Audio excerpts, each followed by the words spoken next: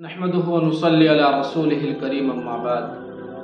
محترم ناظرین، اللہ کے رسول صلی اللہ علیہ وسلم کا ایک واقعہ بخاری شریف کے اندر موجود ہے کہ آپ صلی اللہ علیہ وسلم ایک لکڑی کے منبر پر خطبہ دیا کرتے تھے، لیکن جب مال کی فراوانی ہوئی، کچھ لوگوں کو توجہ ہوئی تو اس لکڑی کے منبر کو جو وہاں پر موجود تھا اس کو وہاں سے ہٹا دیا اور اس کی جگہ پر صحابہ کرام رضی اللہ عنہم اجمعین نے ایک مستقل مضبوط منبر وہاں پر نصب کر دیا اور اس لکڑی کے منبر کو وہاں سے ہٹا دیا۔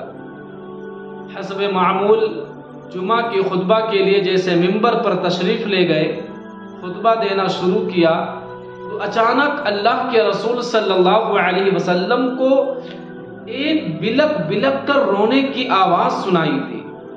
اللہ کے رسول صلی اللہ علیہ وسلم نے پوچھا کہ بھائی یہ رونے کی آواز کہاں سے آ رہی ہے؟ یہ بلکنے کی، سسکنے کی، یہ کراہنے کی آواز کہاں سے آ رہی ہے؟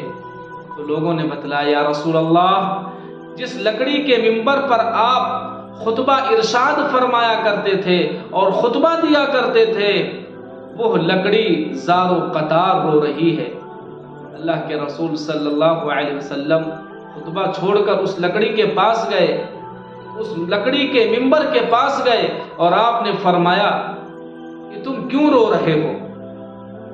تو اس لکڑی نے جواب دیا کہ یا رسول اللہ، مجھے اب تک تو آپ کی قربت حاصل تھی، لیکن جب نیا منبر بن گیا اور مجھے ہٹا دیا گیا تو میں آپ کی جدائی کو برداشت نہ کر سکی۔ لکڑی رونے لگی۔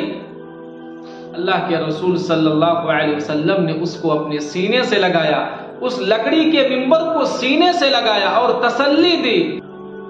پھر آپ نے اس کو جیسے تسلی دی تو وہ خاموش ہو گیا۔ اللہ کے رسول صلی اللہ علیہ وسلم نے ارشاد فرمایا، والذی نفس محمد بیدہ لو لم التزمہ ما زال باکیا حطبا حتی یوم القیامہ حزنا علی فراق رسول اللہ صلی اللہ علیہ وسلم۔ اس ذات کی قسم جس کے قبضے میں میری جان ہے، اگر میں اس کو اپنے سینے سے نہ لگاتا تو میری جدائی کے صدمے میں قیامت تک روتا رہتا۔ اس کے بعد آپ صلی اللہ علیہ وسلم نے ارشاد فرمایا کہ جاؤ اس کو دفن کر دو۔ یہ ایک بے حس چیز ہے، ایک لکڑی ہے جس کو اللہ کے رسول صلی اللہ علیہ وسلم سے اتنی محبت کہ آپ کی جدائی کو برداشت نہ کر سکا اور رونے لگا، بلک بلک کر رونے لگا۔ اور ایک ہم ہیں میرے دوستو کہ دن بھر میں نہ جانے کتنی سنتوں کا جنازہ نکالتے ہیں، نہ جانے کتنی سنتوں کو پاؤں سے روند ڈالتے ہیں، ہمیں احساس تک نہیں ہوتا۔ یاد رکھو میرے دوستو، جو نبی راتوں رات رویا ہو اس امت کے لیے، آج اس امت کا کیا حال ہے کہ سنتوں کو گٹروں میں پھینک رہا ہے، سنتوں کا جنازہ نکال رہا ہے۔